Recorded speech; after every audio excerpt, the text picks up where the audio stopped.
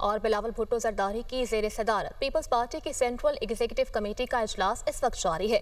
27वीं आईनी तरमीम पर मुशावरत, आईनी अदालत और दीगर मुजव्वज़ा तरमीम पर बातचीत जारी है, जबकि नून लीगी क़यादत के साथ राबतों पर भी गुफ्तगू की जा रही है। मज़ीद क्या तफसीलात हैं, जान लेते हैं। मोहम्मद अशरद हमारे साथ मौजूद हैं। जी अशरद।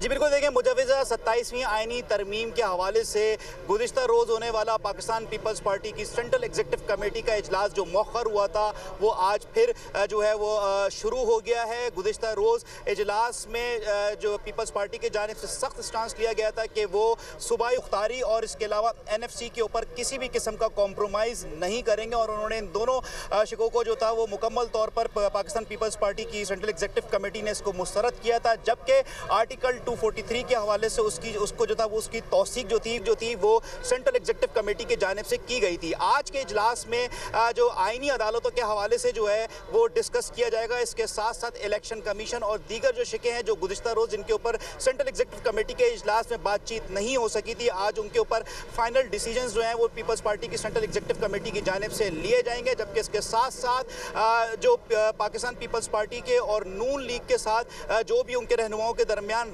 राब्ते हो रहे हैं 27वीं आईनी तरामीम के हवाले से, उसके हवाले से भी आज के इजलास में गुफ्तगू होगी। जबकि इम्कान यही है कि जो 27वीं आईनी तरमीम के हवाले से जो भी पीपल्स पार्टी जो फैसला लेगी उसके हवाले से आज ऐलान जो है वो मुतवक्का तौर पर कर दिया जाएगा। जी ठीक है, आज ऐलान बाकायदा तौर पर कर दिया जाएगा। अशरद अपडेट कर रहे थे, बहुत शुक्रिया।